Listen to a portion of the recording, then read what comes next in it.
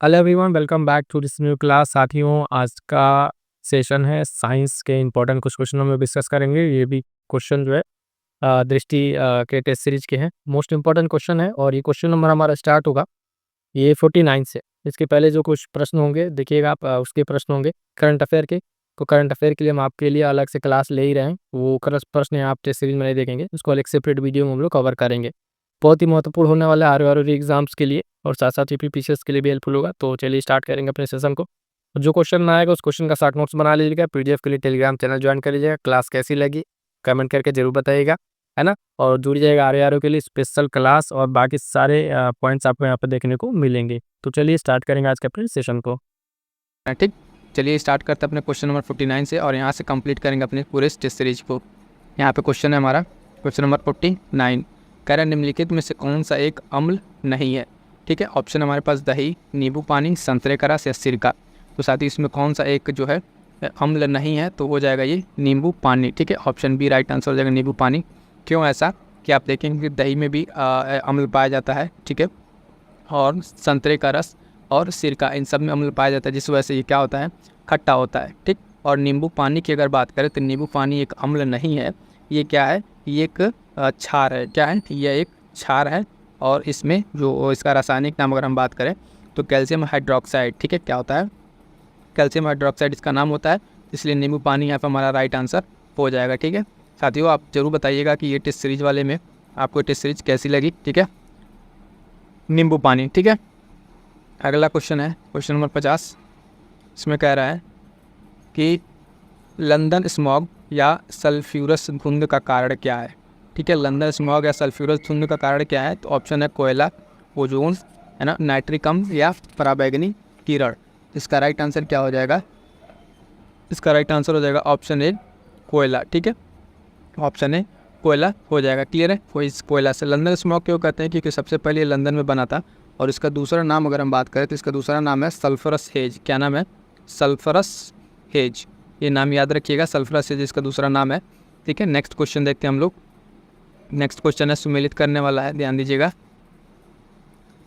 कह रहा है कि निम्नलिखित में से कौन सा युग्म सही सुमेलित नहीं है। कौन सा सही सुमेलित नहीं है, तो अश्रु गैस जो है ना, अल्फा क्लोरो एसिटोफेनोन, गंधक, सल्फर, अस्ट्रेंजर gas, xenon, laughing gas, nitrogen. तो यहाँ पर राइट आंसर क्या है, सही नहीं है, तो डी राइट आंसर क्या हो जाएगा, ऑप्शन डी, क्योंकि लाफिंग गैस जो है ये नाइट्रोजन नहीं है। बाकी तीन जो सही है इसको हमें क्या करना है, इसको हमें अच्छे से तैयार कर लेना। अश्रु गैस, ठीक है, गंधक और stranger gas, xenon.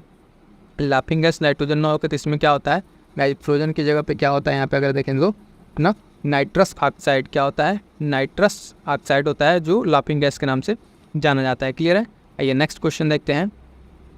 Next question है क्वेश्चन नंबर 52। माचिस कीटनाशक तथा कवकनाशक में किस तत्व का प्रयोग किया जाता है। किस तत्व का प्रयोग किया जाता है साथियों, इसमें ऑप्शन है सल्फर, नाइट्रोजन, क्लोरीन या फास्फोरस। इसका राइट आंसर हो जाएगा ऑप्शन है सल्फर। ठीक है, इसमें किसका प्रयोग किया जाता है, सल्फर का प्रयोग किया जाता है। ठीक है, माचिस हो गया या फिर कीटनाशक हो गया, है ना, कवकनाशक हो गया, इसमें किसका प्रयोग किया जाता है, सल्फर का। ठीक है, इसका अगर आप देखेंगे रासायनिक इसमें, तो इसका जो मुख्य व्यावसायिक उपयोग है सल्फेट और फास्फेट के उसके लिए उर्वरक के रूप में इसको प्रयोग किया जाता है। ठीक है, अगला क्वेश्चन देखेंगे, मैच करने वाला है 53। सूची 1 और 2 से मिलान करना। सूची 1 है, सूची 2 है। इधर कह रहा है अम्ल के नाम है, उधर क्या है स्रोत। तो एसिटिक अम्ल, ऑक्जेलिक अम्ल, टार्ट्रिक अम्ल और मैलिक अम्ल। ठीक है, तो मिलान करना है। तो आप देखेंगे एसिटिक अम्ल किसका हो जाएगा, पहले तो सिरका हो जाएगा ए का, तीसरा। ठीक है, ए का क्या हो जाएगा, तीसरा हो जाएगा, है ना। टार्टेरिक अम्ल खट्टा और ऑक्जेलिक अम्ल, ऑक्जेलिक अम्ल आपका टमाटर हो जाएगा, टार्टेरिक अम्ल आपका अंगूर हो जाएगा और मैलिक अम्ल सेब हो जाएगा। यानी अगर हम बात करें यहाँ पे देखेंगे तो हमारा ए का तीसरा, ठीक है, और बी का हो जा रहा है हमारा दूसरा, ए का तीसरा और बी का दूसरा। तो अभी इसके ऑप्शन को देख लेते हैं। ऑप्शन देखेंगे यहाँ पे, ए का तीसरा, बी का दूसरा। तो आपको पहले ऑप्शन मिल गया, ऑप्शन ए में मिल गया राइट आंसर ए। इससे ज़्यादा इसको मिलाने से ज़्यादा ज़रूरी क्या है कि हमें यहाँ पे ये चीज़ें ध्यान रही, इस चीज़ को याद कीजिएगा, कई बार ये पूछा जाता है। ठीक है, एसिटिक अम्ल, ठीक है, सिरका का हो गया, ऑक्जेलिक अम्ल आपका टमाटर, टार्टेरिक अम्ल अंगूर और मैलिक अम्ल सेब। इस तरीके से मिलान वाला भी ध्यान रखिएगा। साथ ही एक चीज़ और बता दें आपको कि इसी टेस्ट सीरीज और PYQ से रिलेटेड, यानी इसका पूरा कंप्लीट निचोड़ दीजिए। जिस तरीके जो इंपॉर्टेंट क्वेश्चन पूछे जा रहे हैं उसकी एक अलग सीरीज चलाई जा रही है शॉर्ट नोट्स के रूप में, तो सीरीज़ आप जरूर जाके देखिएगा, वो आपके लिए बहुत हेल्पफुल हो रहा है। वहाँ से आपको डायरेक्ट क्वेश्चन मिलेंगे, क्योंकि आप हम आपको टेस्ट सीरीज करा रहे हैं, PYQ अलग से करा रहे हैं, लेकिन उन सब में जो सबसे इंपॉर्टेंट है, जो रिपीटेड क्वेश्चन है, जहाँ से क्वेश्चन बन सकते हैं, वो सारे इंपॉर्टेंट सीरीज एक शॉर्ट नोट्स के माध्यम से चलाई जा रही है, बूस्टर सीरीज के नाम से। ठीक है, तो उस चीज़ को आप जरूर कंप्लीट कीजिएगा, क्योंकि आपके लिए बहुत हेल्पफुल होने वाला है। अगला क्वेश्चन देखिए, क्वेश्चन नंबर 54, मानव रक्त का pH मान होता है। तो मानव रक्त का pH मान कितना होता है? 7 से कम, ठीक है, या फिर इस डिफरेंस में आप देखिए कितने में होता है। ठीक है, इसका राइट आंसर हो जाएगा ऑप्शन बी। ठीक है, 7.35 से 7.45 के बीच में ये होता है। ठीक है, यहाँ पे क्या है कि pH का अर्थ आप जानते हैं, pH का अर्थ क्या है? हाइड्रोजन। ठीक है, हाइड्रोजन की क्षमता यहाँ से तात्पर्य pH मान, और pH मान आप जानते हैं किस तरह से वैरी करता है। एक और चीज़ याद रखिएगा कि ह्यूमन बॉडी के जो उसका pH मान है मूत्र का, यानी पेशाब का आपका है, तो 6 से लेके वो कितना 6 से लेके 7.5 के बीच में रहता है, तो वो भी इंपॉर्टेंट है, कई जगह ये भी पूछा जाता है। ठीक है, इसके साथ एक और pH आपको बता दें ब्लड का। ठीक है, ब्लड का pH भी ध्यान रखिएगा, ब्लड का pH आप देखेंगे 7.35 से, ठीक है ना, और कितना 7.45। ठीक है, तो ये क्वेश्चन वाला ही हमारा हो जाएगा, ध्यान रखना इस तरीके से चीज़ों को। अगला देखेंगे क्वेश्चन नंबर 55, कास्टिक सोडा का रासायनिक रूप है। कास्टिक सोडा का रासायनिक रूप क्या है? Sodium bicarbonate, magnesium sulphate, copper sulphate या सोडियम हाइड्रोक्साइड।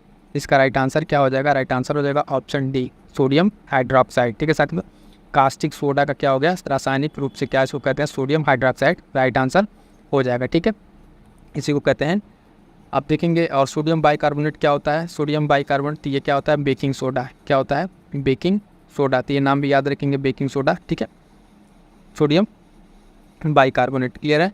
और कॉपर सल्फेट, कॉपर सल्फेट इसका भी नाम आपको बता देते हैं, कॉपर सल्फेट का भी एक नाम है, इसको कहते हैं नीला थोथा। क्या कहते हैं?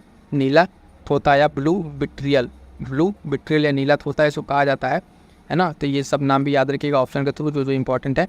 यहाँ पे आपको सिर्फ हम बता दे रहे हैं, लेकिन जो वाला नोट्स वाली निचोड़ वाली क्लास करा शॉर्ट नोट्स वाली, वहाँ पे आपको देखेंगे सारा आपको एक पेज पे एकदम नोट्स के माध्यम से वहाँ पे सब आपको मिल जाता है। अगला क्वेश्चन देखिए, क्वेश्चन नंबर 56 क्या कह रहा है? क्वेश्चन नंबर 56, हाइड्रोकार्बन के संदर्भ में निम्नलिखित तथ्यों पर विचार कीजिए। हाइड्रोकार्बन जो है पेट्रोलियम और प्राकृतिक गैस का मुख्य घटक है। और दूसरा कह रहा संतृप्त हाइड्रोकार्बन को एल्केन्स के नाम से भी जाना जाता है। कह रहा निम्नलिखित में से सही उत्तर का प्रयोग बताइए, कौन सा सही है? या तो एक ऑप्शन, दो, या दोनों, या दोनों में से कोई नहीं। ठीक है, तो इसका राइट आंसर क्या हो जाएगा साथियों? राइट आंसर हो जाएगा ऑप्शन सी, दोनों। ठीक है, दोनों यहाँ पर सही है अपनी जगह पर। यानी अगर हम बात करें तो दोनों स्टेटमेंट सही है, तो दोनों स्टेटमेंट हमें याद रखना है कि हाइड्रोकार्बन जो है, हाइड्रोकार्बन पेट्रोलियम और प्राकृतिक गैस का मुख्य घटक है, और संतृप्त हाइड्रोकार्बन को एल्केन्स के नाम से भी जाना जाता है। ठीक है, किस तरीके से क्वेश्चन हमारा कंप्लीट होता है। ठीक है, आइए नेक्स्ट क्वेश्चन देखते हैं। क्वेश्चन नंबर 57, इसमें क्या निम्नलिखित में से किसका उपयोग फलों को पकाने के लिए किया जाता है? मोस्ट इंपॉर्टेंट लगा इस तरह के क्वेश्चन को। ठीक है, जो इस तरह के रसायन होते हैं जो फलों को पकाने काम आते हैं, तो ऑप्शन एल्केन्स, फिनोल, एथिलीन या फ्लोरीन। क्वेश्चन नंबर 57 का राइट आंसर क्या हो जाएगा साथियों? राइट आंसर हो जाएगा ऑप्शन सी, एथिलीन। ठीक है, फलों को पकाने के लिए जो प्रयोग किया जाता है उसका नाम क्या है? एथिलीन। तो एथिलीन याद रखिएगा, एथिलीन नाम याद रखिएगा। ठीक है, फलों को पकाने के लिए प्रयोग किया जाने वाला रसायन है। ठीक है, अगला क्वेश्चन देखते हैं, क्वेश्चन नंबर 58 में क्या कह रहा है कि निम्नलिखित में से किसे फूड स्पिरिट कहा जाता है और इसका उपयोग पेंट के विलायक के रूप में किया जाता है? ठीक है, तो फूड स्पिरिट के नाम से किसको जानते हैं? ऑप्शन है methyl alcohol, benzyl alcohol, sodium chloride या ग्लिसरॉल। तो इसका राइट आंसर क्या हो जाएगा साथियों? राइट आंसर हो जाएगा ऑप्शन ए, ठीक है, मिथाइल एल्कोहल। ठीक है, मिथाइल एल्कोहल को इसका रासायनिक सूत्र की अगर हम बात करें तो CH3OH होता है। ठीक है, ये चीज़ थोड़ा सा ध्यान रखेंगे। और इसको क्या कहते हैं? Would spirit. ठीक है, वुड स्पिरिट के नाम से किसको जानते हैं? मिथाइल अल्कोहल को। ठीक है, नाम याद रखें, वुड स्पिरिट। इसको किस लिए के उपयोग किया, कहाँ किया था इसका? तो पेंट के लिए विलायक के रूप में इसका उपयोग किया जाता है। क्लियर है? और इसमें कुछ अलग से नाम जो अब जिसको एक्सप्लेन करना, सोडियम क्लोराइड जानते हैं, बेंजाइल एल्कोहल और ग्लिसरॉल। ग्लिसरॉल के बारे में थोड़ा सा जान लीजिए, ग्लिसरॉल क्या है? इसको ग्लिसरीन भी कहते हैं। ठीक है, और ये क्या है? एक ट्रायल यौगिक है। इसमें क्या होता है कि ये रंगहीन गंधहीन एक चिपचिपा सा पदार्थ होता है।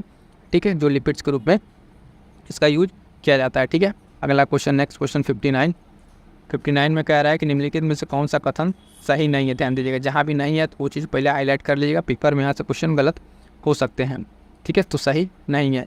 पॉलीथीन एथिलीन का बहुलक है। ठीक है, पॉली टेट्राफ्लोरोएथिलीन PTFE जो है टेफ्लॉन के नाम से भी जाना जाता है।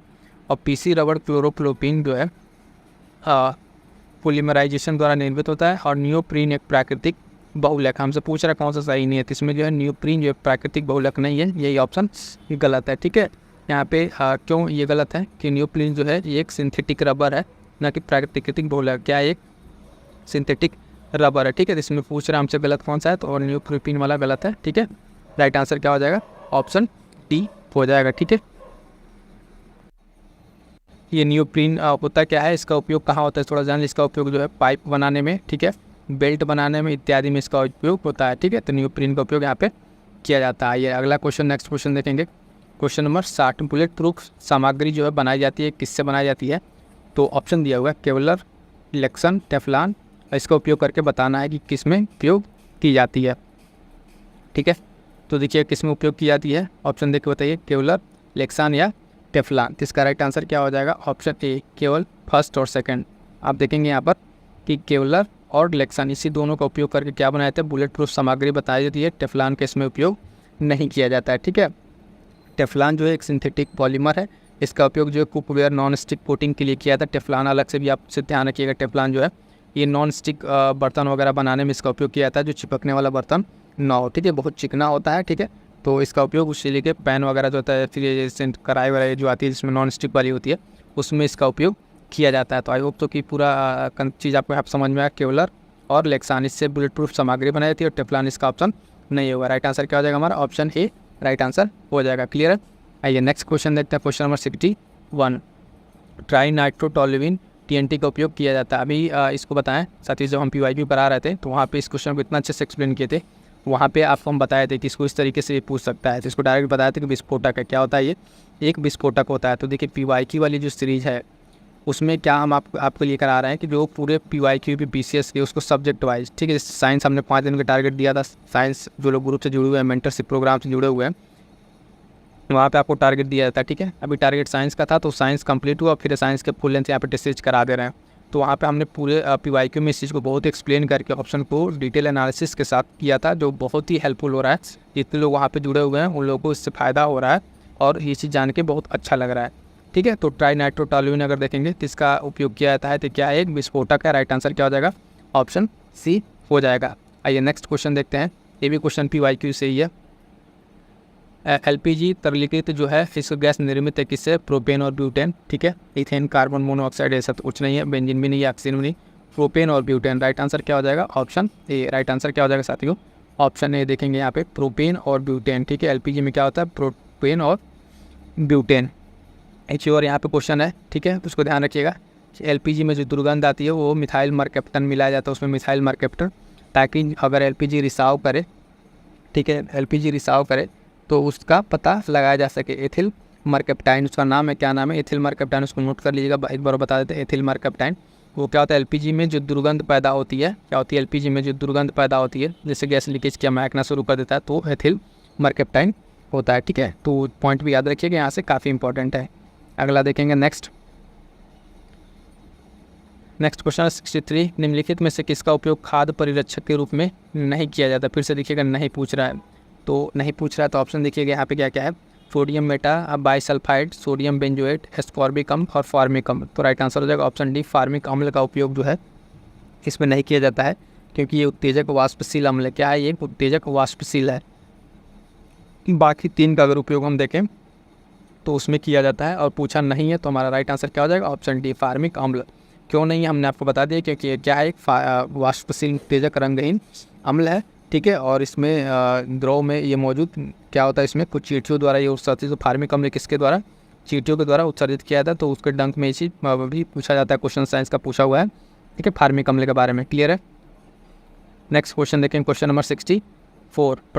प्रशांतक का उपयोग किया जाता है। ठीक है, प्रशांतक उपयोग किस लिए किया जाता है, सूक्ष्म जीवों को विकास करने के लिए, चिंता को कम करने के लिए, कीटाणुनाशक के रूप में, पीड़ाहारी के रूप में। तो इसका उपयोग किया जाता है साथियों चिंता को कम करने के लिए, ऑप्शन बी राइट आंसर हो जाएगा। ठीक है, प्रशांतक का उपयोग किसके लिए किया जाता है, चिंता को कम करने के लिए किया जाता है। ठीक है, इसमें आप देखेंगे कि कुछ पीड़ाहारी औषधियों का उपयोग जो है चेतना को खोए बिना, जैसे होता ना कि दर्द से राहत के लिए किया जाता है, तो उसमें जैसे कुछ एग्जाम्पल को आप देखेंगे, एस्पिरिन और या पैरासीटामोल उपयोग किया जाता है, ठीक है, तो दर्द निवारक के रूप में किया जाता है। अगला क्वेश्चन बहुत इंपॉर्टेंट क्वेश्चन है, भी PYQ से इंग्लिश क्वेश्चन हम करा चुके हैं PYQ वाले में। देखिएगा, उत्पाद दिया हुआ है और उसके चीनी के प्रकार दिए हुए, अंगूर, शहद, दूध और टेबल शुगर, ठीक है, क्या दिया हुआ है, टेबल शुगर। इसका क्या करना है हमें, इसका हमें मैचिंग करना है। मैचिंग वाला ये विकल्प यहाँ नीचे दिया हुआ है, पहले ऊपर से हम लोग चेक कर लेते हैं कौन सा हमारा सही बनेगा, ठीक है। तो आप देखेंगे यहाँ पे ये अंगूर, अंगूर में क्या होगा आपका, अंगूर में ग्लूकोज होगा, ठीक है, अंगूर में क्या होगा, ग्लूकोज होगा। शहद में आपका क्या हो जाएगा, सीधे सीधे फ्रैक्टोज हो जाएगा।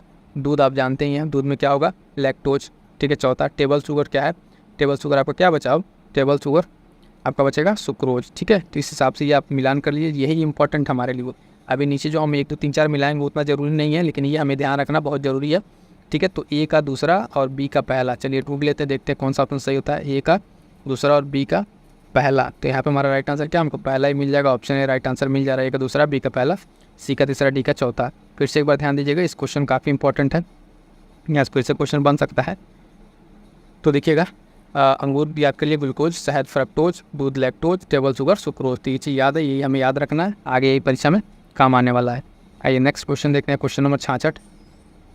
इसमें क्या कह रहा है क्वेश्चन नंबर 66 में, ध्यान दीजिए, क्वेश्चन नंबर 66 कह रहा है कि निम्नलिखित में से किसका उपयोग साबुन निर्माण के लिए कच्चे माल के रूप में नहीं किया जाता है। बार बार ध्यान दीजिएगा, शॉर्ट पर नहीं, वनस्पति तेल, caustic soda, sodium rosinate, sodium sulphate. तो इसमें साबुन के निर्माण में किसका उपयोग नहीं किया जाता साथियों, तो देखेंगे सोडियम सल्फेट का उपयोग नहीं किया जाता है। साबुन को निर्माण में किसका किसका, वनस्पति तेल भी यूज होता है, कास्टिक सोडा भी यूज होता है, सोडियम रोसिनेट भी यूज होता है। तो ये सब क्या होता है, उसमें कच्चे माल के तौर पे तीनों यूज किए जाते हैं। और इसमें क्या यूज नहीं किया जाता है, तो वो देखेंगे क्या नहीं यूज किया जाता है, सोडियम सल्फेट का यूज नहीं किया जाता है, ठीक है। तो कच्चे माल के तौर पर इन तीनों का उपयोग किया जाता है, ठीक है। तो ये चीज़ ध्यान रखिएगा। बाकी ये 3 पे हमें ध्यान रखना है कि जो उपयोग किया जाता है और जो नहीं किया जाता है, ये भी ध्यान रखना, सोडियम सल्फेट। अगला क्वेश्चन है क्वेश्चन नंबर 67 कि विद्युत शक्ति का मात्रक है। विद्युत शक्ति का मात्रक क्या है, वाट, कूलम, वोल्ट, हर्ट्ज। क्या है विद्युत शक्ति का मात्रक, तो हो जाएगा इसका विद्युत शक्ति का मात्रक क्या होता है, वाट होता है, ठीक है। राइट आंसर ऑप्शन ए हो जाएगा, ठीक है। शक्ति इक्वल टू क्या होता है, शक्ति अगर आप देखेंगे तो इसका होता है क्या है, P इक्वल टू W/T इसका फार्मूला होता है, और वहाँ से हमें क्या मिल जाता है, ये वाट इसका मात्रक मिल जाता है। बाकी अदर भी जो मात्रक है उसके बारे में देख लीजिए, थोड़ा थोड़ा जान लीजिए, ठीक है। कूलम क्या है, ये कूलम क्या है, आवेश का मात्रक है, ठीक है, चार्ज का। कूलम क्या है, आवेश का मात्रक हो गया। हर्ट्ज जो है आपका किसका, फ्रीक्वेंसी का मात्रक हो गया, यानी आवृत्ति का मात्रक हो गया, ठीक है। वोल्ट क्या हो गया, वोल्ट जो है आप देखेंगे विद्युत विभव का, किसका, विद्युत विभव का। इस तरीके से जब आप टेस्ट सीरीज को लगाते हैं या फिर PYQ को लगाते हैं, ऑप्शन जहाँ से कुछ चीज़ें बन सकती है उन सब चीज़ों का, मान लीजिए अगर आपसे यहाँ पे इससे पूछ लिया विद्युत शक्ति का मात्रक, आप लगाया ऑप्शन वाट लगाया, फटाफट से आगे बढ़ गए।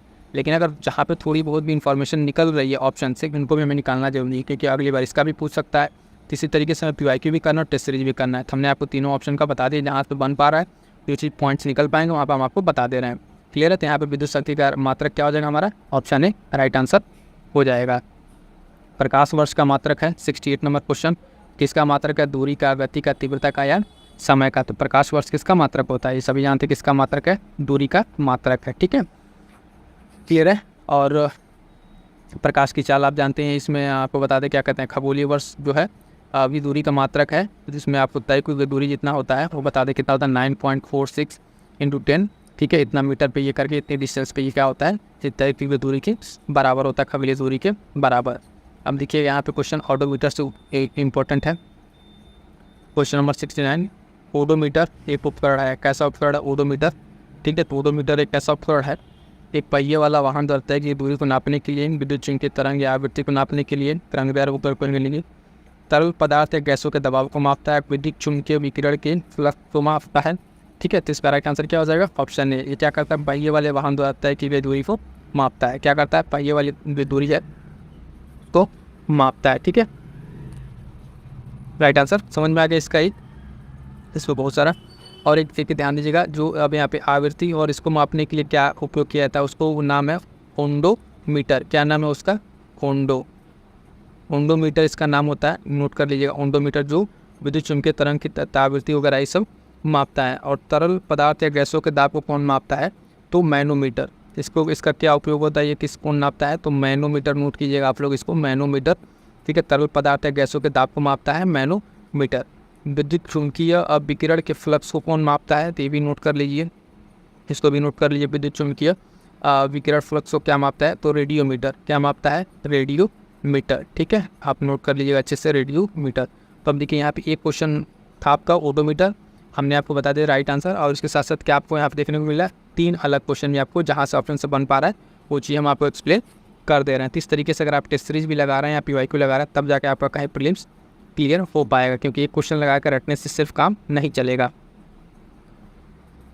अवतल दर्पण का प्रयोग किस लिए किया जाता है, अवतल दर्पण का प्रयोग सामान्यतः किया जाता है टार्च के रूप में, वाहनों के हेडलाइट्स के रूप में, सर्च लाइट के रूप में इसका उपयोग करना है। ठीक है, तो इसका राइट आंसर हो जाएगा अवतल दर्पण वाहनों के अगर हेडलाइट्स और टार्च के रूप में, तो राइट आंसर क्या हो जाएगा, ऑप्शन ए। ठीक है, ऑप्शन ए 1 और 2। ठीक है, इसमें क्या है 70 नहीं, इसमें 1 मिनट, ये भी तो नहीं होगा, ये हेडलाइट्स में तो नहीं होगा। 1 मिनट, इसका ऑप्शन देखिए 1 2 3 70 का आपका क्या हो जाएगा, डी 3 होगा। ठीक है, सर्च लाइट में भी होगा, थोड़ा सा कन्फ्यूजन होगा, 71 नंबर क्वेश्चन हो गया था। तो देखिएगा यहाँ पे क्या है, अवतल दर्पण का प्रयोग ठीक है किसके किसके रूप में किया जाता है, इसको थोड़ा समझिए। टार्च के रूप में, वाहनों के अगर हेडलाइट्स के रूप में और सर्च लाइट के रूप में। ठीक है, इसका उपयोग यहाँ पे किया जाता है। ठीक है, क्या करता है, क्या है, किस लिए कि जो समांतर सारी किरणें हैं उसके पुंज बना के इसका रिसीव करने के लिए, एक जगह रिसीव करने के लिए, इससे बहुत सारी लाइट निकल रही है तो उसको ला की जगह डाइवर्स करा के एक पॉइंट पे उठाने के लिए। ठीक है, इसके लिए इसका उपयोग किया जाता है। साथ ही साथ इसका देखिए उपयोग किया जाता है अवतल दर्पण का एक जगह और उपयोग किया जाता है जो सेविंग के लिए वो यूज़ किया जाता है, दर्पण वहाँ पे भी यूज़ किया जाता है। ठीक, और दांतों के डॉक्टरों के लिए, दांतों के डॉक्टर जो है वो उपयोग करते हैं इसका। तो 2-3 उपयोग और इसका याद रखिएगा। ठीक है साथियों, अवतल दर्पण का उपयोग 3 जगह तो आई है, उसके साथ साथ दांत वाले डॉक्टर यूज करते हैं। ठीक है, और उसके साथ साथ एक और चीज़ हमने क्या बताया आपको कि ये सेविंग वाले जहाँ पे दाढ़ी बनती है वहाँ पे शीशे के रूप में इसका उपयोग किया जाता है। क्लियर है, आइए नेक्स्ट क्वेश्चन देखते हैं। क्वेश्चन नंबर 71 ये स्टेटमेंट वाला है, पर स्टेटमेंट पढ़िए फिर बताते हैं इसका क्या करना है। इमारतों के निर्माण के दौरान इमारत की दीवारों में जो ऊंची धातु की छड़ स्थापित की जाती है तड़ित चालक का उपयोग करके इमारतों को बिजली के प्रभाव से बचाने के लिए किया जाता है। तो क्या ये बात किस तरीके से सही है, पहले तो दोनों स्टेटमेंट देखिए अपनी जगह सही है कि नहीं। तो हम देख पाते हैं कि दोनों स्टेटमेंट क्या अपनी जगह पे बिल्कुल सही है। ठीक है, ये भी सही है, भी सही। अब इसका कारण है कि नहीं, तो कथन अभिकरण सही है कि नहीं, वहाँ पे क्योंकि लगा कर पूछे। मान लीजिए कि भवन है, निर्माण हो रहा है, उस पर छड़ लगाया गया क्योंकि तड़ित चालक का उपयोग करके बिजली से बचाने के, तो बिल्कुल सही है। तो यानी हमारा राइट आंसर क्या हो जाएगा यहाँ पे, ऑप्शन है। यानी ये भी सही है और आर भी सही है और उसका व्याख्या कर रहा है। ठीक है, तो राइट आंसर क्या हो जाएगा, ऑप्शन ए यहाँ पर राइट आंसर हो जाएगा। ठीक है, नेक्स्ट क्वेश्चन है क्वेश्चन नंबर 72। इसमें क्या कह रहा है कि प्रकाश के परावर्तन के संदर्भ में निम्नलिखित कथनों पर विचार कीजिए, कौन सा सही है इसमें। तो प्रकाश का जो है आपतन कोण परावर्तन कोण के बराबर होता है, ये सही बात है। ठीक है, प्रकाश सभी सतहों से परावर्तित होता है। ठीक है, तो पूछ रहा है कौन सा इसमें सही है। ठीक है, तो 72 का राइट आंसर क्या हो जाएगा, 72 का राइट आंसर जो हम देखेंगे हो जाएगा ऑप्शन सी, दोनों सही है। ठीक है, इसमें क्या है कि प्रकाश जो है सभी सतहों से परावर्तित होता है। अब ये नहीं कि कितना होता है, ठीक है, लेकिन सभी सतहों से थोड़ा बहुत तो परावर्तित होता ही है। कि स्टेटमेंट सही है और ये आपतन कोण परावर्तन कोण के बराबर होता है, ये भी सही है। तो राइट आंसर क्या हो जाएगा, ऑप्शन सी यहाँ पर राइट आंसर हो जाएगा। आइए नेक्स्ट क्वेश्चन देखते हैं, फिर कथन कारण वाला है। कह रहा है ट्रैफिक सिग्नल में लाल रंग का उपयोग किया जाता है, लाल रंग की तरंग दैर्घ्य सबसे कम होती है। ठीक है, तो सबसे कम होती है ये बात कह रहा है ना। तो ट्रैफिक सिग्नल लाल का तो उपयोग किया जाता है, तो कथन सही है, लेकिन इसकी तरंग दैर्घ्य सबसे कम नहीं होती, तरंग दैर्घ्य इसकी सबसे ज़्यादा होती है, जिसकी वजह से इसका प्रकीर्णन सबसे कम होता है। ये वाला कंसेप्ट जब हम PYQ पढ़ाए थे तो वहाँ पे आपको हम एक्सप्लेन किए थे कि देखिए जब किसी चीज़ की तरंग दैर्घ्य सबसे ज़्यादा होती है तो उसका क्या होगा, प्रकीर्णन, यानी उसका प्रकीर्णन क्या होगा, कम होगा। तो लाल रंग की तो प्रकीर्णन बहुत कम होता है, तो यानी इसका क्या होगा, तरंग दैर्घ्य तो ज़्यादा है, तो यहाँ क्या दिया, तरंग दैर्घ्य कम है, यानी आर गलत हो जाएगा। ठीक है, आर गलत हो जाएगा, तो ये सही है और आर गलत है। ऑप्शन में देखेंगे तो राइट आंसर ऑप्शन सी हो जाएगा, ये सही है और आर गलत है। ये बात समझ में आई हो कि आ गई। यहाँ पे कंसेप्ट है कि तरंग दैर्घ्य इसका लाल का कम नहीं होता, सबसे ज़्यादा होता है। जिसका तरंग दैर्घ्य ज़्यादा होता है उसका क्या होता है, प्रकीर्णन कम होता है। इसी वजह से देखेंगे बैगनी का जो है प्रकीर्णन सबसे ज़्यादा, तो इसका मतलब उसका तरंग दैर्घ्य सबसे कम होगा। क्लियर है, आइए नेक्स्ट क्वेश्चन देखते हैं, क्वेश्चन नंबर 73। ठीक है, 74 देखिए, 74 देखिए, ध्वनि का स्रोत दिया हुआ है और तीव्रता दिया हुआ है, यानी किस किस तरीके से कौन सी ध्वनि होगी यहाँ पे।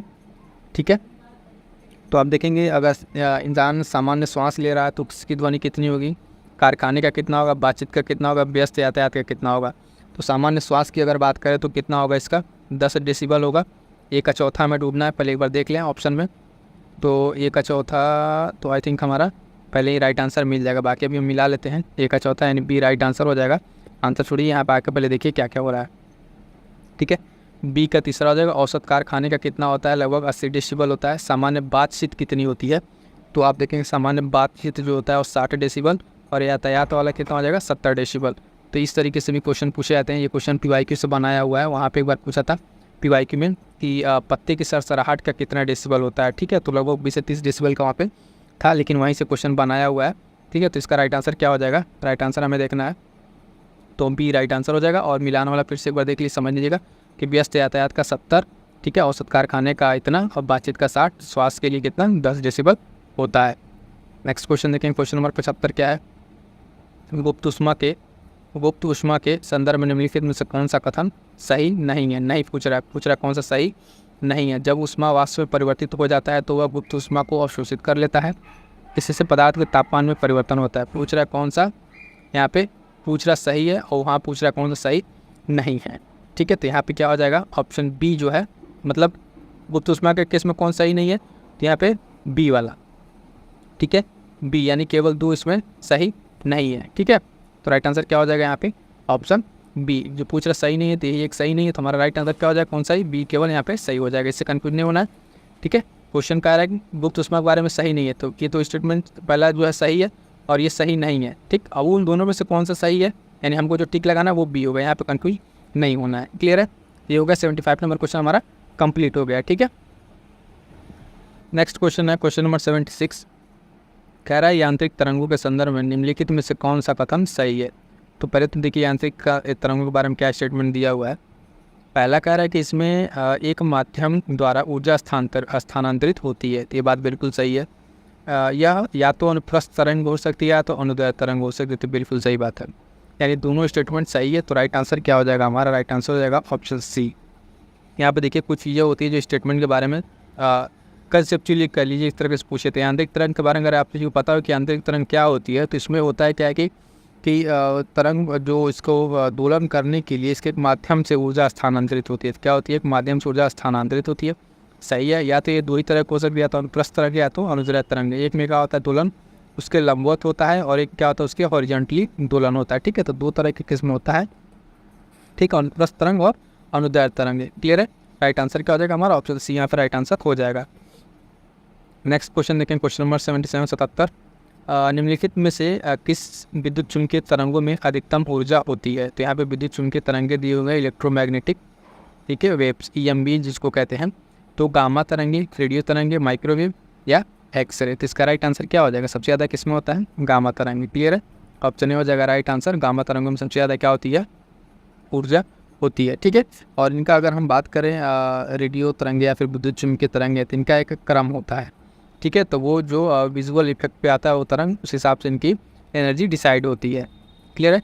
ये नेक्स्ट क्वेश्चन देखते हैं, क्वेश्चन नंबर 78 क्या कह रहा है, इसमें देखिएगा 78 कह रहा है कि विद्युत जनरेटर यांत्रिक ऊर्जा को विद्युत ऊर्जा में परिवर्तित करता है, ठीक है।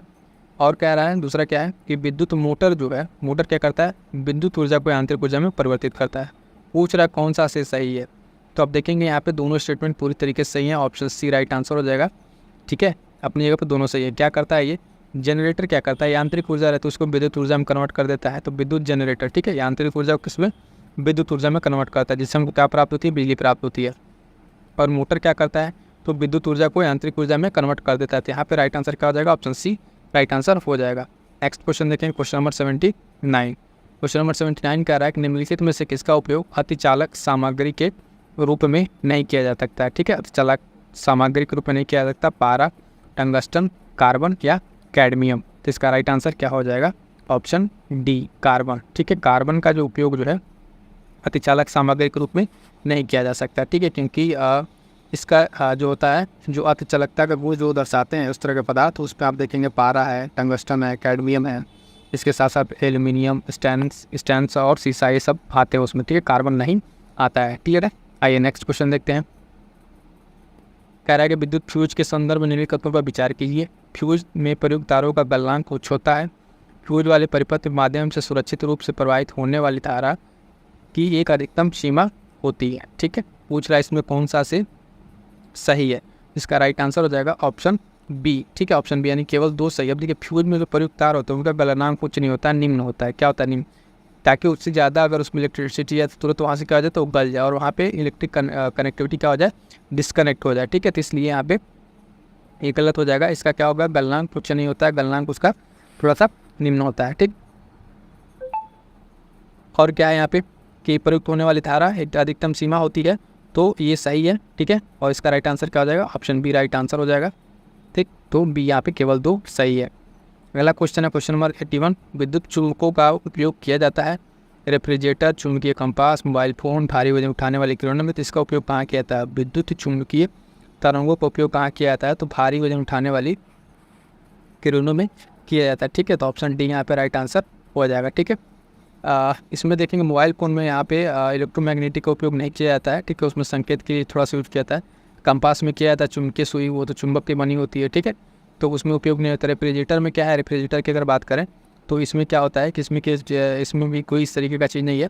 ठीक है, इसमें एक अस्थायी चुंबक का उपयोग किया जाता है। तो उसका राइट आंसर क्या हो जाएगा, ऑप्शन डी। ठीक है, ऑप्शन डी राइट आंसर हो जाएगा। अगला क्वेश्चन है 82। निम्नलिखित में से कौन सा एक कुचालक है? निम्नलिखित में से कौन सा कुचालक है? एल्यूमिनियम, लोहा, तांबा, टंगस्टन। एल्यूमिनियम, लोहा, तांबा, टंगस्टन। तो कौन सा कुचालक है इसमें? तो राइट आंसर हो जाएगा ऑप्शन सी टंगस्टन। ठीक है, टंगस्टन क्या है?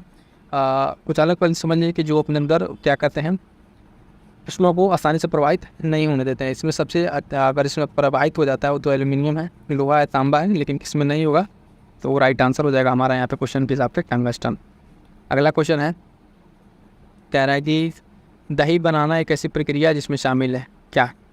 कुत्ता, वायरस, जीवाणु या प्रोटोजोआ। तो इसमें क्या शामिल है?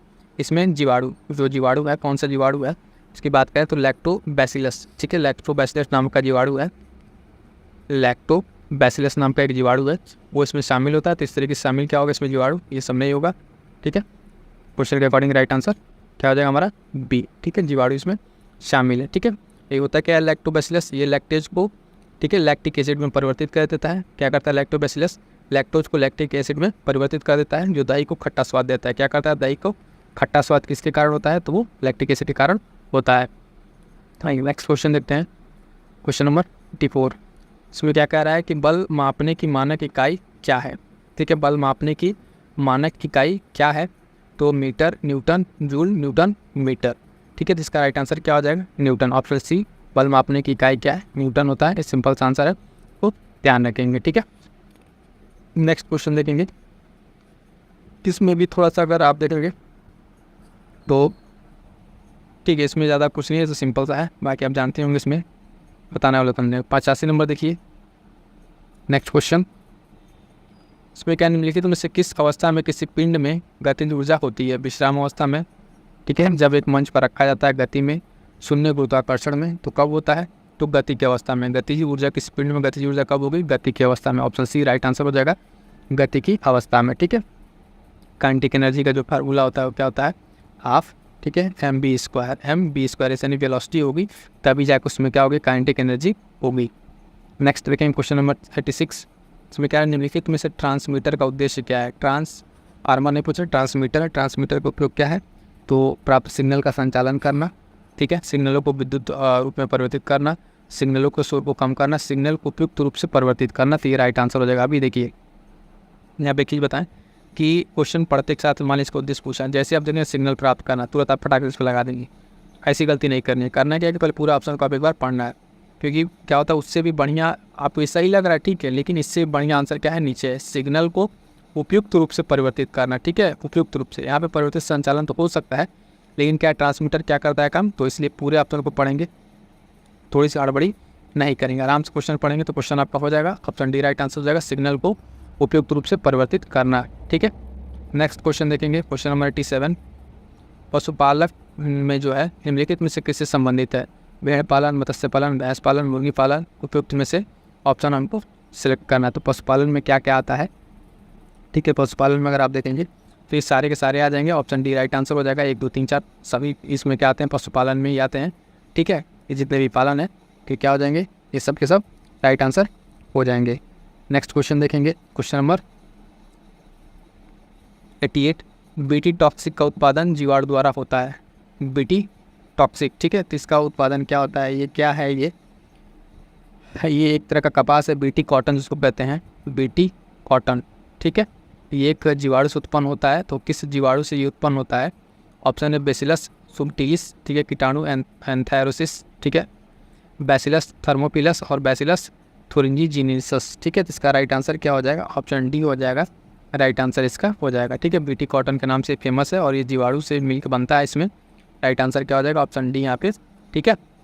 जीवाणु द्वारा बीटी कॉटन, बीटी टॉक्सिक याद रखिएगा। नेक्स्ट क्वेश्चन है क्वेश्चन नंबर 89, कृषि की दृष्टि से कौन सा महत्वपूर्ण जीवाणु जीन राइजोबियम से पृथक किया जाता है, ठीक है। तो ई जीन, टीडीएनए, ठीक है, एफ जीन, नीफ जीन, ठीक है। 89 का क्या राइट आंसर हो जाएगा, तो यहाँ पे देखेंगे knife gene, option D right answer हो जाएगा इसका। नीफ जीन जो है ये कृषि जीवाणु में जीन राइजोबियम को क्या कहता है, अलग किया जाता है, ये राइट आंसर हो जाएगा, ठीक है। ऑप्शन डी नीफ जीन यहाँ पे राइट आंसर हो जाएगा। नेक्स्ट क्वेश्चन देखते हैं, क्वेश्चन नंबर 90, उसमें क्या है, टमाटर के पकने में देरी का कारण क्या है, कि अगर टमाटर देर से पक रहा है तो इसका कारण क्या है, परिवर्तन, एंटीसेस पीजी, प्रतिजैविक प्रतिरोध जीन या विषाक्त जीन। इसका राइट आंसर क्या हो जाएगा, एंटीसेस पीजी, ठीक है। ये क्या है, एंटीसेस पीजी क्या है, ये पॉलीग्लैटुरोनोज का निर्माण करता है, जो इसकी पकने की प्रक्रिया को थोड़ा सा स्लो कर देता है, ठीक है। तो टमाटर क्यों देर से पकता है, तो एंटीसेस पीजी की वजह से टमाटर देरी से पकता है, क्लियर है। नेक्स्ट देखें क्वेश्चन नंबर 91, कह रहा है कि निम्नलिखित में से कौन सा कथन सूक्ष्म जीवों के बारे में सही नहीं है, ठीक है। सूक्ष्म जीवों के बारे में सही नहीं है, सूक्ष्म जीव जैव प्रौद्योगिकी के लिए आदर्श नहीं है, ठीक है। सूक्ष्म जीवों के बारे में पूछ रहा, सही नहीं है, तो ये जैव प्रौद्योगिकी के लिए आदर्श नहीं है, पहले ही मिल गया हमको, यही गलत दिख रहा है, ठीक है। बाकी का ऑप्शन देख लेते हैं, सूक्ष्म जीव अत्यधिक अम्लीय माध्यम में रह सकते हैं, ठीक है। रोगाणुओं के अंतर्गत प्रोटिस्ट और आर्किया को शामिल किया जाता है, ये भी ठीक है, ठीक। सूक्ष्म जीव अपने चबापचे के दौरान रसायन उत्पन्न करते हैं, भी ठीक है। तो पहले ही गलत हमको ऑप्शन ढूंढना था, सही नहीं था, तो यही वाला ये सही हो जाए, क्योंकि ये गलत है, ठीक है। राइट आंसर ये इसका 91 का सही हो जाएगा। अगला है 92, प्रतिबंध एंजाइम क्या है, प्रतिबंध एंजाइम क्या है, लीकेज, स्टिकी एंड वेक्टर, आणविक कैंची, ठीक है। तो 92 का राइट आंसर क्या हो जाएगा, ऑप्शन डी आणविक कैंची, ठीक है। प्रतिबंध एंजाइम क्या है, आणविक कैंची, इसका राइट आंसर 92 का। नेक्स्ट देखेंगे 93, निम्नलिखित में से कौन डीएनए प्रौद्योगिकी उपकरण है, प्रतिबंधित एंजाइम, क्लोनिंग वेक्टर, सक्षम मेजबान, इसका उपयोग करके बताना है, किसका फूड का प्रयोग करके बताना है, 1 2 3 4 वाले ऑप्शन देख के इसका राइट आंसर क्या हो जाएगा, 93 का 1 2 3 तीनों राइट आंसर हो जाएगा, तीनों को तीनों सही है। पूछ रहा है कि प्रौद्योगिकी डीएनए प्रौद्योगिकी उपकरण है, तो ये तीनों को तीनों उपकरण है, ठीक है, तीनों राइट आंसर हो जाएंगे। तो 1 2 3 4 ऑप्शन डी राइट आंसर हो जाएगा, ठीक है। इसमें क्या है, प्रतिबंध, क्लोनिंग बैक्टीरिया, सक्षम मेजबान, तीनों क्या डीएनए प्रौद्योगिकी के उपकरण है, इसलिए यहाँ पर राइट आंसर डी हो जाएगा। अगला क्वेश्चन रिकम्बाउंड डीएनए के बारे में है, कॉम्बिनेंट डीएनए के बारे में संदर्भ स्टेटमेंट दिया हुआ है। डीएनए का पृथक्करण, डीएनए का क्या पृथक्करण, प्रतिबंध एंडोन्यूक्लियोसिस जो है डीएनए का विखंडन, वांछित डीएनए का टुकड़े का पृथक्करण, पुनः संयोजक इसको मेजबान को स्थानांतरित करना, उस प्रक्रिया को सही क्रम में लगाना है, जिसमें ये स्टेटमेंट पूरा प्रोसेस होता है, यानी हमको इसको बताना है कौन पहले होता है कौन बाद में होता है, ठीक है। तो इसका राइट आंसर क्या हो जाएगा, राइट आंसर हो जाएगा इसका, देखिए ऑप्शन सी, ठीक है। 1 2 3 4 पहले से स्टार्ट होता है ये। इसमें क्या होता है कि पहले इसका जो पूरा प्रोसेस है, प्रोसेस जानेंगे रिकॉम्बिनेंट डीएनए का, इसमें पहले ये होता है, फिर ये, यानी तीनों, ये 1 2 3 4 1 2, ठीक है, 3 फिर 4, ये प्रोसेस है। प्रोसेस आप एक बार पीछे से देख कर समझ लीजिएगा, ठीक है। ये प्रोसेस क्या क्या है, ये रिकॉम्बिनेंट डीएनए के बारे में दिया हुआ है, स्टेटमेंट था। तो राइट आंसर क्या हो जाएगा हमारा, ऑप्शन सी में यहाँ पर राइट आंसर था, 1 2 3 4। अगला क्वेश्चन 95 क्या कह रहा है कि एंजाइमों के संदर्भ में निम्नलिखित में से कौन सा कथन सही है। एंजाइमों के संदर्भ में कौन सा कथन सही है, तो लाइसोजाइम का उपयोग बैक्टीरिया कोशिकाओं को विघटित के लिए किया जाता है, या फिर आप देखेंगे पादप कोशिकाओं के विघटन के लिए सेल्यूलोज का प्रयोग किया जाता है। तो देखेंगे अगर इसकी बात करें तो दोनों स्टेटमेंट अपनी जगह पर सही है एंजाइमों के संदर्भ में, ठीक है। तो राइट आंसर क्या हो जाएगा हमारा, ऑप्शन सी यहाँ पे राइट आंसर हो जाएगा। है क्या इसमें, कह रहा है एंजाइमों के संदर्भ में, ठीक है। तो लाइसोजाइम जो है इसका उपयोग बैक्टीरिया कोशिका को विघटित के लिए किया जाता है और पादप कोशिका के विघटन के लिए सेल्यूलोज का प्रयोग किया जाता है। तो ऑप्शन 1 और 2 दोनों सही है। नेक्स्ट क्वेश्चन 96, बायोगैस उत्पन्न करने के लिए कुछ जीवाणु किस माध्यम पर विकसित होते हैं। बायोगैस उत्पन्न करने के लिए जीवाणु किस माध्यम पर विकसित होते हैं, काइटिन, सेल्यूलोज, लिग्निन या पनीर चीज, ठीक है। तो इसका राइट आंसर क्या हो जाएगा, तो 96 का राइट आंसर हो जाएगा ऑप्शन बी सेल्यूलोज। सेल्यूलोज क्या है, यहाँ पे जो बैक्टीरिया आमतौर पर पाए जाते हैं और ये बायोगैस पैदा करने वाले जो जीवाणु हैं उस पर ये पैदा होते हैं, ठीक है। तो राइट आंसर क्या हो जाएगा इसका, ऑप्शन बी सेल्यूलोज, ठीक है। 97, क्वेश्चन नंबर 97 देखते हैं। जीवित जीवों के निम्नलिखित में से किस साम्राज्य में कोशिका भित्ति अनुपस्थित है, ठीक है। तो प्राणी, प्रोटिस्टा, कवक या पादप, ठीक है। तो राइट आंसर क्या हो जाएगा, ऑप्शन ए, ठीक है। इसमें क्या कोशिका भित्ति जो है सेल वॉल किसमें वो है, नहीं है। सेल वॉल आप देखेंगे किसमें नहीं है, तो प्राणी वाले में नहीं है, ठीक है। ठीक है, तो ये यहाँ पे राइट आंसर हो जाएगा। नेक्स्ट देखते हैं क्वेश्चन 98 में क्या कह रहा है, इसको थोड़ा ध्यान से पढ़िएगा, स्टेटमेंट वाला है। निम्नलिखित में से कौन सा कथन कोशिकाओं के बारे में सही नहीं है, पूछ रहा है कौन सा सही नहीं है। यूकैरियोटिक कोशिकाएं प्रोकैरियोटिक कोशिकाओं की तुलना में अधिक चौड़ी होती हैं, तो सही है। पादप, पशु और कवक प्रोकैरियोटिक कोशिकाओं के उदाहरण हैं, नहीं जी, नहीं तो गलत है, ठीक है। तो गलत ही में बताना था, तो ऑप्शन बी राइट आंसर हो जाएगा। प्रोकैरियोटिक कोशिकाएं पृथ्वी जीवन का पहला रूप थी, ठीक है। इनमें से कोई मतलब नहीं है। राइट आंसर क्या हो जाएगा हमारा, ऑप्शन बी। पूछ रहा है कौन सा सही नहीं है, तो बी वाला सही नहीं है। ये सब क्या है, उदाहरण इसके नहीं है, ठीक है, प्रोकैरियोटिक कोशिकाओं के, ठीक है। प्रोकैरियोटिक वाले में हो जाएगा। चलिए नेक्स्ट देखते हैं क्वेश्चन नंबर 99। निम्नलिखित में से किसे कोशिका का प्रोटीन फैक्ट्रियाँ कहा जाता है, तो लाइसोसोम, तर्काय, ठीक है, राजधानी, राइबोसोम। इसका राइट आंसर क्या हो जाएगा, ऑप्शन हाँ सी, राइबोसोम्स, ठीक है। प्रोटीन जो है कोशिका के प्रोटीन फैक्ट्री क्या है, राइबोसोम हो जाएगा, क्लियर है। तो ये हाँ ठीक है, यहाँ तो हो गया इसमें, ठीक है, इसमें और कुछ नहीं है। एक इसमें थोड़ा सा भी जान लीजिए, क्या कहते हैं लाइसोसोम, इसको क्या कहते हैं, इसको कोशिका का आत्महत्या की थैली कहते हैं, ठीक है। सुसाइडल बैग तो लाइसोसोम को कहते हैं। तो ये थोड़ा सा ध्यान रखने वाला इंपॉर्टेंट है, देख लीजिएगा। नेक्स्ट क्वेश्चन नंबर 100, कोशिका विभाजन के संदर्भ में निम्नलिखित में से कौन सा कथन सही है, ठीक है। कौन सा कथन सही है, तो समसूत्री विभाजन से उत्पन्न संतति कोशिकाओं को द्विगुणित कोशिकाएं कहा जाता है, जिनमें पूर्ण सूत्रों के 2 पूर्ण समूह होते हैं, ठीक है। या फिर अर्धसूत्री विभाजन यह सुनिश्चित करता है कि मनुष्य में प्रत्येक पीढ़ी में पूर्ण सूत्रों की संख्या समान हो। तो पूछ रहा है कौन सा इसमें सही है, तो देखेंगे पहला भी सही है, दूसरा भी सही है, ठीक। तो हमारा राइट आंसर हो जाएगा यहाँ पे क्या, राइट आंसर देखेंगे ऑप्शन बी हो जाएगा, 1 और 2 दोनों, ठीक है। यहाँ पे ध्यान दीजिए सी पे नहीं है, हर बार होता है ना सी पे रहता है, तो यहाँ पर ऑप्शन चेंज है, तो बी होगा हमारा, ठीक है। बी होगा, ए और 2 दोनों स्टेटमेंट क्या है अपनी जगह पर सही है, क्लियर है। तो यहाँ तक हो गया साथियों, देखेंगे हम हमारा 100 क्वेश्चन कंप्लीट होता है, ठीक है।